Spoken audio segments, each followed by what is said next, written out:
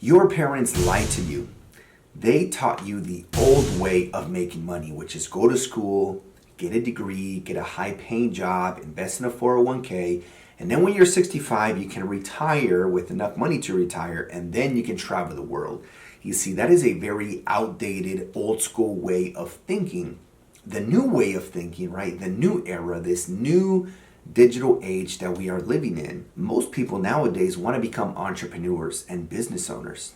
And you don't need to go to school and get a degree to start a business. What you do want to do is read books, watch YouTube videos, and maybe even hire a mentor who already has the results and outcome that you desire so that you can get there faster and better without making all the costly mistakes. You see, 20, 30, 40, 50 years ago, the best option was to get a job. It wasn't as common or as popular to go and start a business. People always seeked safety and security. And if we take this back to 1902, when John D. Rockefeller created the General Board of Education, the sole purpose of the education system was to create taxpayers, was to create employees. One of the most powerful business models in any business is reoccurring revenue. That's when you acquire a client one time or a customer one time, and for many months and years, they pay you every month or every year on autopilot. And if you look at the Federal Reserve and this education system, right, from the time you are 20 to 65, you are that reoccurring revenue model where you are paying taxes from 20 to 65. And there's nothing you can do about it unless you start a business and you buy real estate. Combining business and real estate are two of the most effective ways that I'm aware of to pay little or zero taxes legally by literally following what the tax code says, what the playbook says. We are following what the tax code says. We're not doing anything illegal.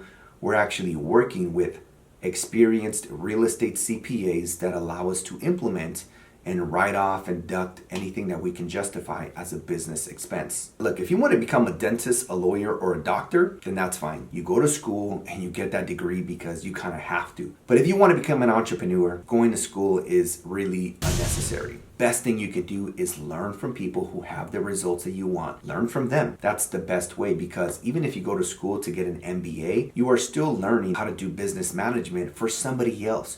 You're not learning, even if you get a business degree, to start your own business. And think about it, the people that you are learning from, they're employees, right? Those college professors, they're W-2 employees, and most of them don't even have a business. They actually rely on their W-2 income, and they're just teaching you theory from books, which is very different from operating in the real world and running your own businesses. So again, in school, they're not going to teach you how to hire, delegate, build teams, system, processes, and procedures.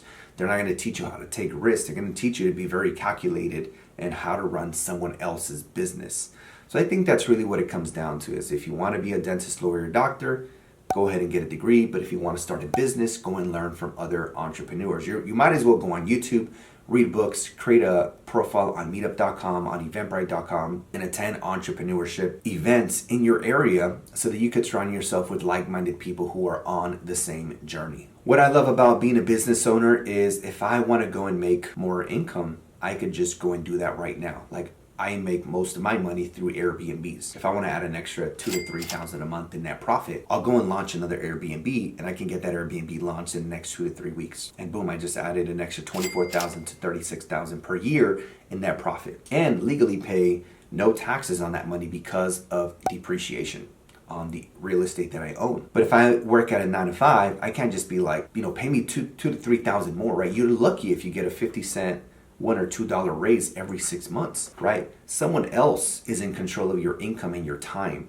So I think that's another thing to consider, is that if you want to create time freedom, the only way to do that is through entrepreneurship, is through starting your business. That being said, guys, I wanted to make this quick, laser, and to the point. Hope you guys hit that like button, because again, it takes a lot of work to produce and edit these videos.